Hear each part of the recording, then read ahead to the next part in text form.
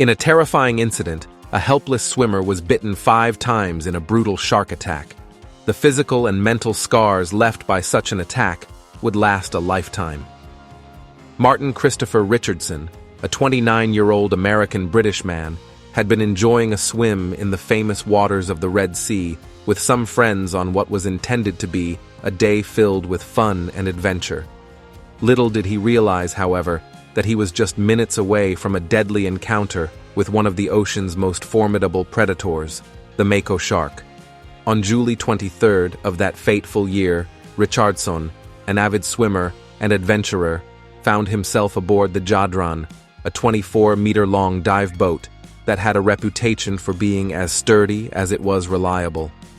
The boat, a proud possession of Danny Herman of Eilat, Israel, was cutting through the glorious waters of the Red Sea, sailing north from Ras Mohammed to the picturesque Shamal Sheikh Bay. Martin, Danny, and Harry Hayward, an English dive instructor, enjoy a swim with dolphins, creating a moment of oneness between land and sea. However, Martin, mesmerized by his newfound friends, decides to stay. The dolphins disappear, leaving Martin alone in the water.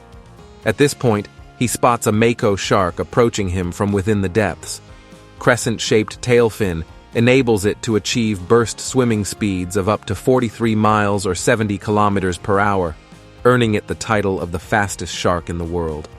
The mighty Mako would then proceed to repeatedly chomp at Martin with terrifying efficiency.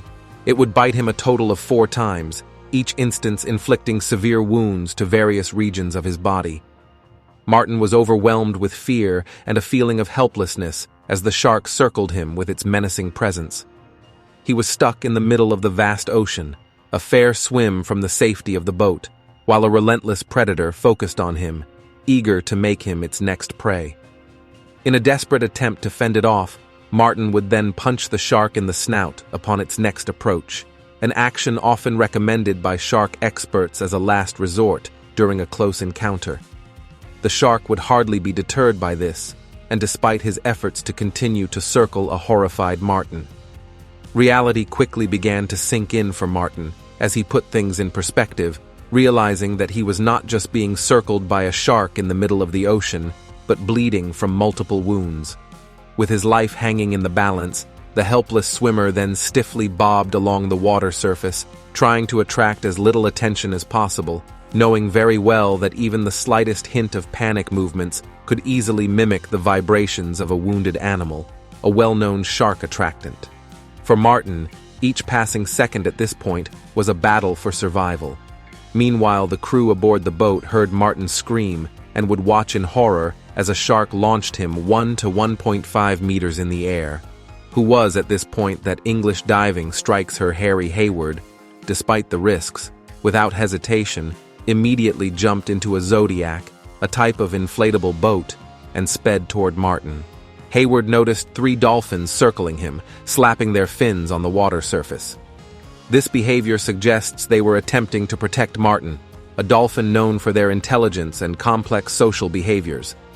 Dolphins have been known to protect other animals and humans from threats, as seen in 2004 when a group of swimmers were protected by a pod of dolphins. Hayward lifted Martin, lifted him into the Zodiac, and returned to the dive boat, where the crew provided first aid. Martin was bitten on his back, his shoulder, and his chest.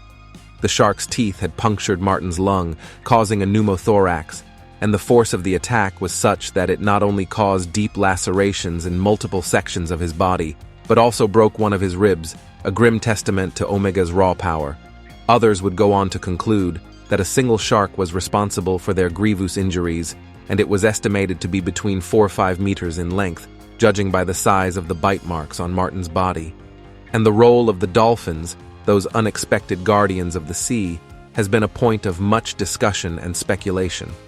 Some experts suggest that the dolphins, who'd been spotted with the calf by the crew of the Jarred Round during their swim, had sensed the shark was approaching, causing them to swim away in an attempt to protect it, whereas others theorized that they were drawn to the scene by the cloud of blood and then had inadvertently scared off the shark with their presence by creating a kind of protective barrier around Martin.